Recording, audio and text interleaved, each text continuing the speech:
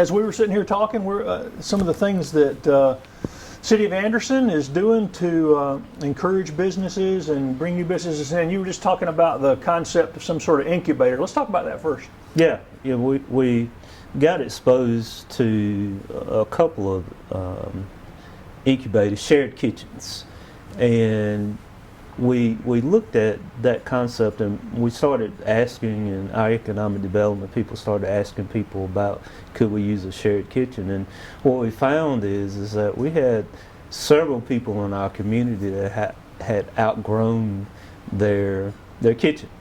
You know, where DHEC says, okay, you can't bake but so many cookies in your kitchen before you have to go somewhere else and bake them, the cottage industry.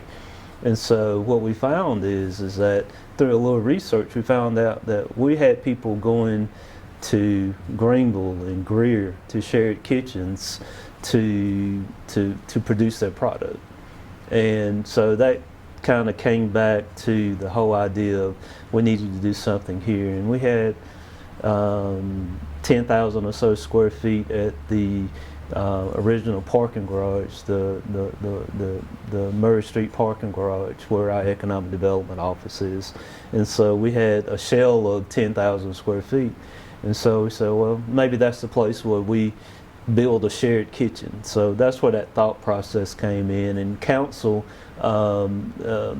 really got behind that idea. We were very lucky in the fact that we started looking for money to upfit that, and we're very fortunate to get a ARC grant to help in upfitting that, and it was and we also got a USDA grant. That was a matching grant for that, and so it allowed us to go about getting that first incubator up. And I went by there yesterday afternoon, and we are still just a little bit away from opening it. I think there's some issues with the supply chain and getting refrigerations and so forth. But I do think it's going to be a good thing for our small business community. So anybody, like you said, that has anything involves cooking can prepare everything there and then sell it at the markets and the other things? Yeah, we had our own idea of what that looked like. And we knew that the original concept is that we would have two cooking kitchens, you know, the whole range tops, the hood, the refrigeration, everything that you would use to, for example, if we had a caterer that had a catering event, they could go and rent space for that day to prepare for their meal. But the one thing I think our guys did was we asked our local restaurant tours, so what do we really need? We think we need two kitchens. And so after talking to people like Bill Nickus at Sullivan's and several other restaurant tour folks, they said, yeah, we need a kitchen, but we also need a baking kitchen too. Okay? And so that led to where there will be one kitchen where you can cook all the essentials, and there will be a baking kitchen too. And so because there are a lot of people who bake cookies and cupcakes and that need that baking component to it. And so you'll be able to, like most shared kitchens, you'll be able to rent a space. It has refrigeration. It has lockers, so you can lock your personal stuff up. And so we'll have somebody that manages that and that works it. And it also will have a small retail component to it too, not a big retail component to it. But the whole idea is for communities to be able to help people that has that good idea, to help them on how you put a business plan together, how you get finance, and how you set up a corporation. And so our economic development people will do that, and then how you use the kitchen. And so ultimately what we would want to do is to be able to take them in let them grow their business, and then you kind of kick them out and say, okay, go find you a retail space. Let's help you do that. And so I'm excited about it. I think we're all excited about it. I bet you've got a lot of people that are already chomping at the bits to get in there too, don't you?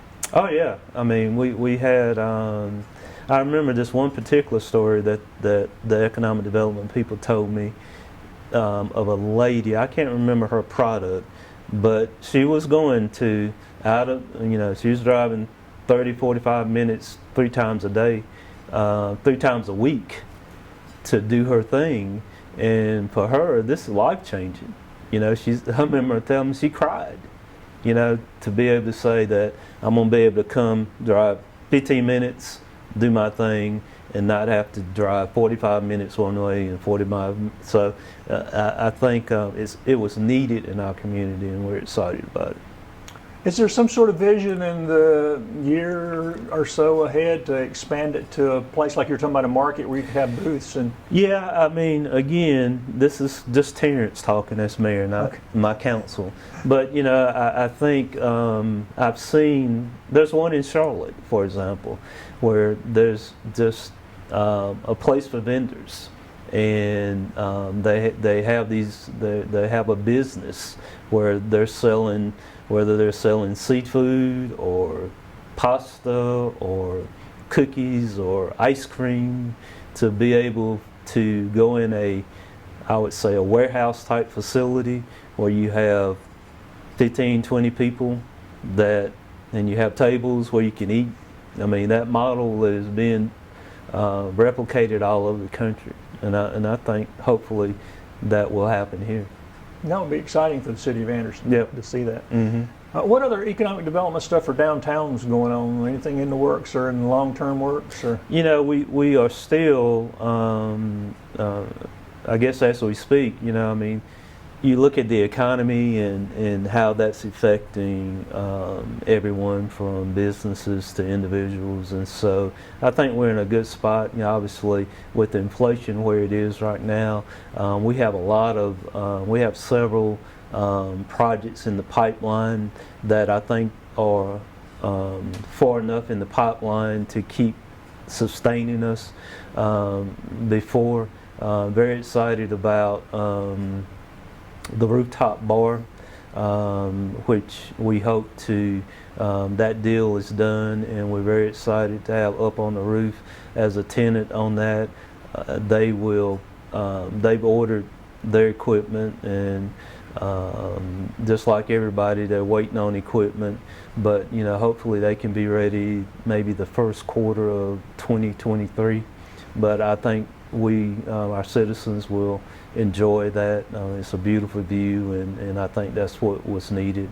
Very excited about the Palmetto Lofts for people who grew up here. That's the old Sullivan Hardware, part of the old Sullivan Hardware. It's been a couple of things since then. It's been office space, but that facility opened with 30 plus units, I think 31, 32 units, probably about a month ago, and it's really gorgeous. I mean, they kept the integrity of the building, and it's pretty cool to have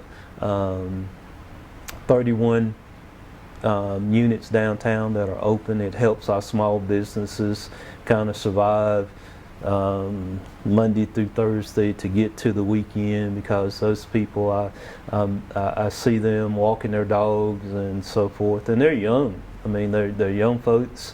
It is a market rate rents, and what's interesting is some of these folks who are living in those apartments, when I talk to them, I ask them what they do for a living, and they say, well, I'm doing such and such, and I work in Greenville, but you live in Anderson. And so you're getting, for some people who are the creative types in those jobs, or whether you're in some type of architectural design or something, but it's interesting that they're working in Greenville, driving to Greenville, and living in downtown Anderson. From the hotel to the restaurant on top of the garage to the new 31 things, those are sort of the kind of upgrades that start bringing the visibility of Anderson up a lot too, when they start seeing those kind of things. It is. It is. I was talking to someone earlier this morning that said that they had a date night with their wife and went to Sullivan's, and had lifelong resident in Sullivan's, and said it was packed.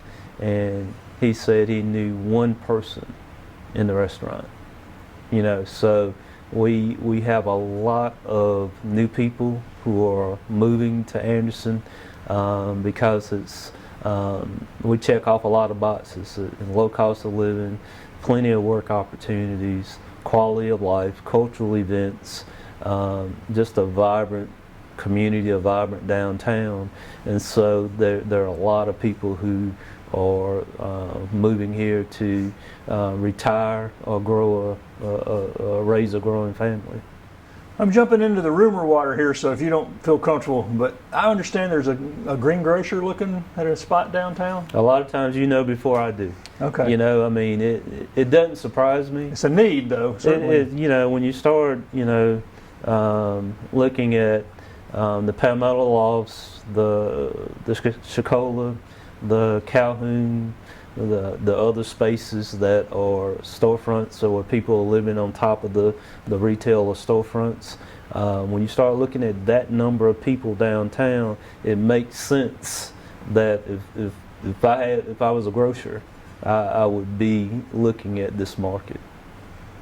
And I guess it's 100% full, and once Palmetto, it sounds like Palmetto's going to fill up pretty quickly. It looks like it, yeah. Fill up pretty quick. So as you move out from town, I guess there's still a challenge to have enough housing for everybody too. Oh yeah, yeah. You affordable know, housing, especially. Affordable housing. I mean, you know, I get to a friend of mine who's in affordable housing, Don Oglesby at Homes of Hope.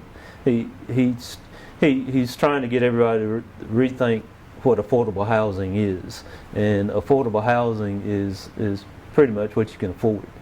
You know, and it's not necessarily the $100,000 house with a median income of under 50.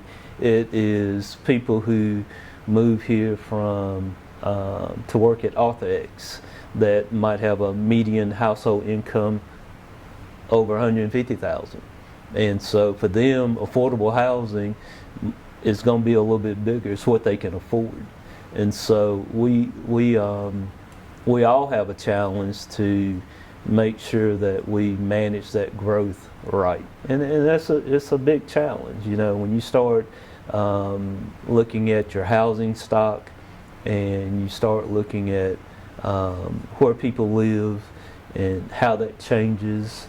And so we both, the city and the county, we do. I think we have the professionals at the city and the county to handle that growth.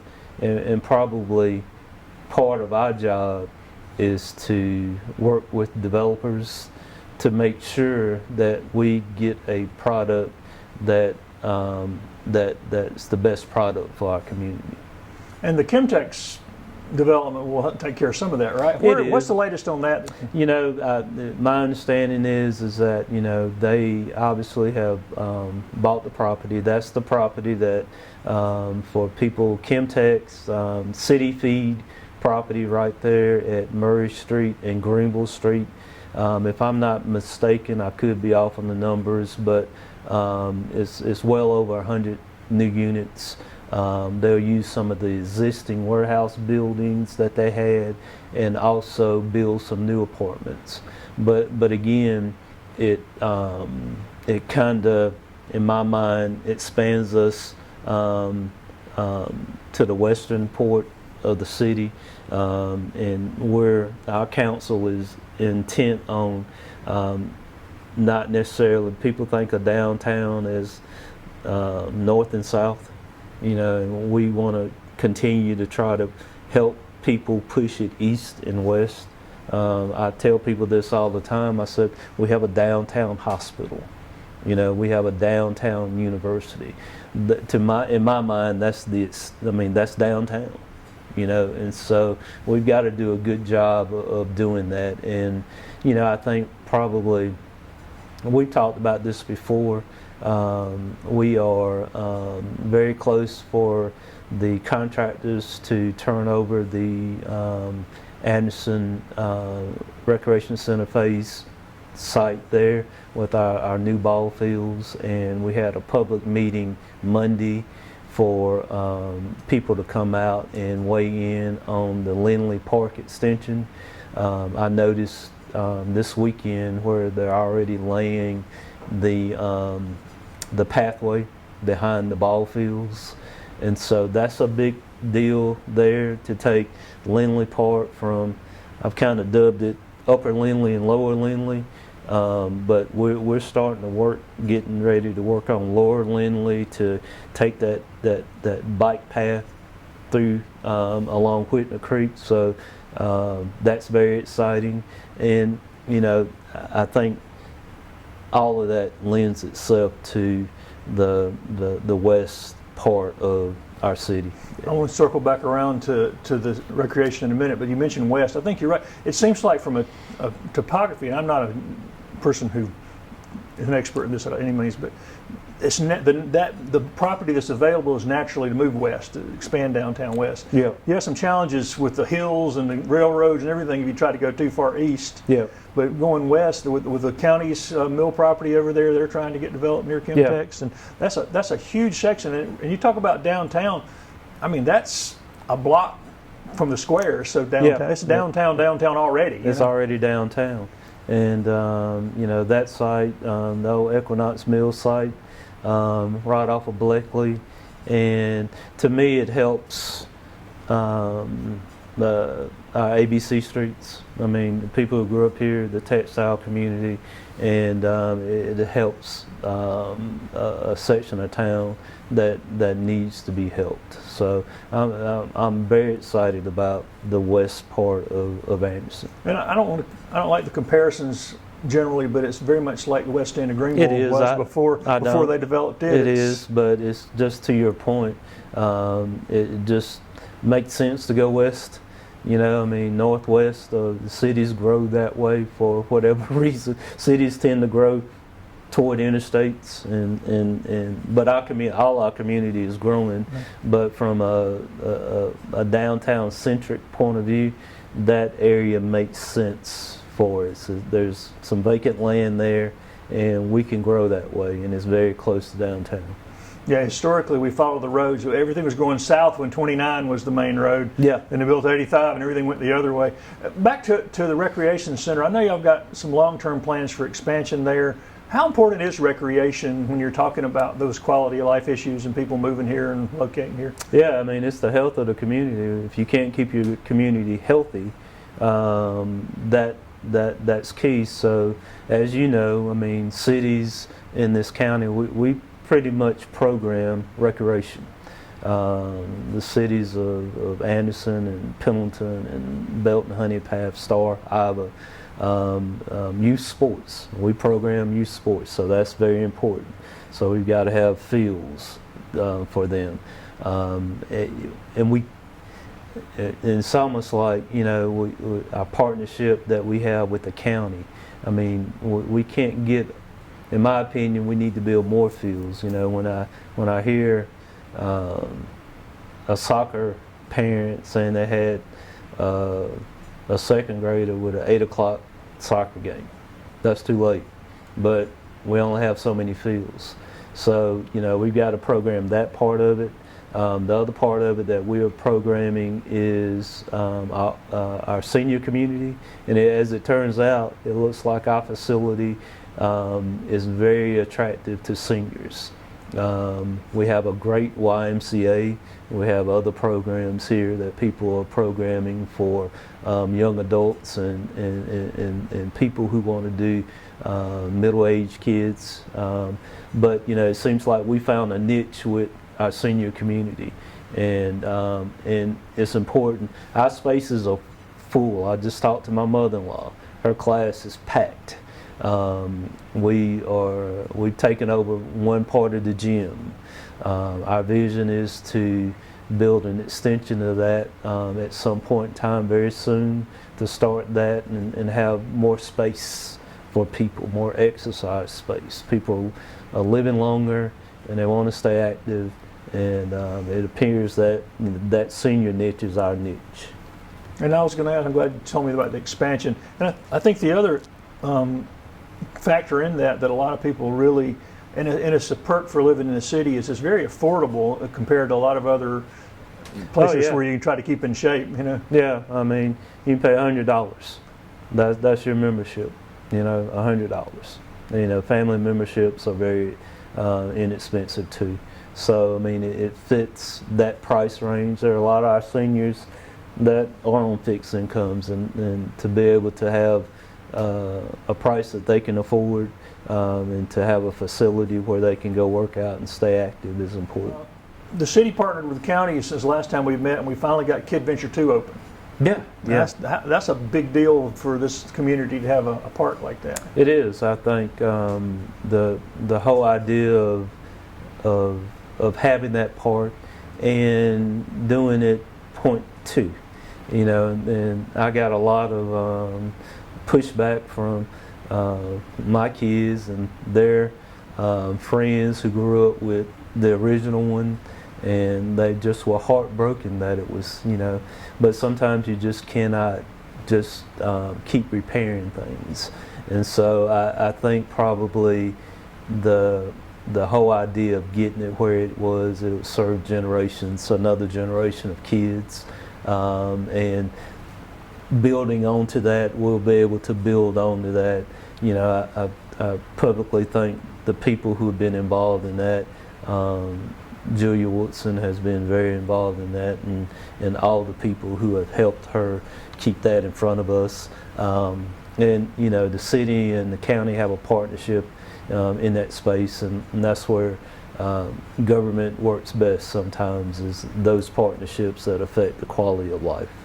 And it might be one of the places where you see the best cross-section of Anderson, those kids and their parents. You see everybody out there. It is. I mean, I'm tickled at that part. I'm very tickled with B. Thompson Park, you know, where that's a go-to park, where, you know, not only for people who live in the area, but people all over the community go to that park. And I think you'll see that again with D.B. Walker Park. We're getting ready to reprogram it and theme it too. And so that's another part of Anderson that sometimes people don't go to things unless they have a reason to go to it. And I think that happened with B. Thompson, and people from all walks of life. You go down there. I take my, you know, when my kid takes his 2-year-old. You know, there are kids from all over the county at that spot. And trail systems connect to a lot of this, and it seems like everyone wants to talk about a trail now. It is. You know, it's amazing. You know, some of my takeaways from conversation to people about what they want. They want that connectivity. They want, if you live in a subdivision and you're trying to get to the East-West Parkway, people would love to just be able to walk or bike or run to the parkway as opposed to getting in a car and driving. And so that connectivity is important. I think we talked earlier about Lindley Park, and that will end up being, you know, I'm guesstimating here, but, you know, probably from the upper part of Lindley through B. Thompson Park, that probably gets us probably 1.5 miles, maybe 2 miles, you know. And believe it or not, I see it all the time where people will come and park at Lindley Park and walk 1/3 of a mile. You know, they don't even live here in the area, but they come, they park right there, and people want to do that. They want to get out of the neighborhoods. They want to walk. They want a safe place to walk, and I think this will allow them to do it. It's going to be beautiful. I know it's been a year full of events. I know that you had the Taste of Anderson last night. Anything else coming up in the fall?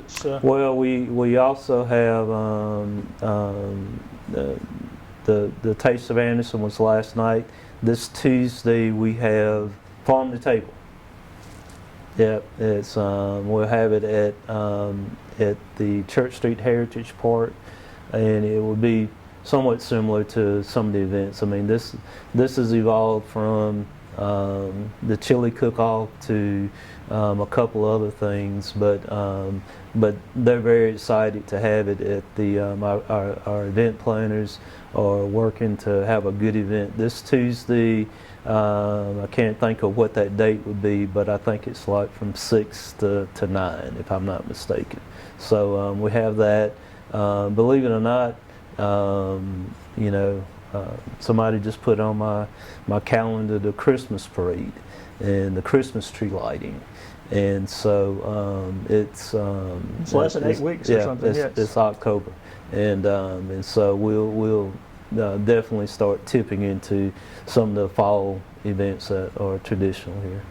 Has the parking garage, are people getting used to using it? Or is it starting to see use for, I mean? Oh, for sure. Yeah, I think my family, they get tired of me. I like going through and seeing the Ontario, you know, Texas. You know, you start looking at tags, and there are a lot of different tags that are in the parking garage and the Church Street Heritage parking space. And so the hotel itself, I think, is doing, from an occupancy point of view, is doing better than the developers thought it would do. They're very surprised at where they are. I'm not. I thought that, just like you, if I'm visiting a town and if I had an option of parking my car downtown and leaving it parked, I'm taking the option of parking it downtown and being able to eat and shop and so forth and not get back in my car. And so I think that's helped.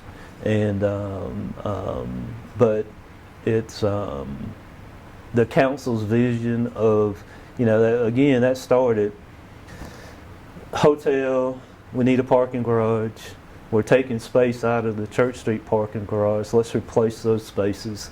And then we thought, well, we're not even really adding to, let's build it another story. Let's think 20 years from now, let's build on another story. Well, what about something on the top? And so, I mean, it's 350 or so spaces, and I think it was good use of public's money to do that. Any update on the buildings like right across from here? I know they've been in the works for a while. I mean, on and off with different owners. And yeah, it is. I mean, I still have great hopes for that. I mean, I think it is the old Anderson Hotel, I think it was called, and hopefully it's something that needs to be renovated. I think the developers are working on it as we speak, and so hopefully that one can get going very soon. But I think it's key. I think it's catty corner to the hotel. It's right there. And again, somebody asked me the other day, I think, you know, the infrastructure is set up for South Main to continue. And so I think that's a key component with that building that sits directly across from City Hall.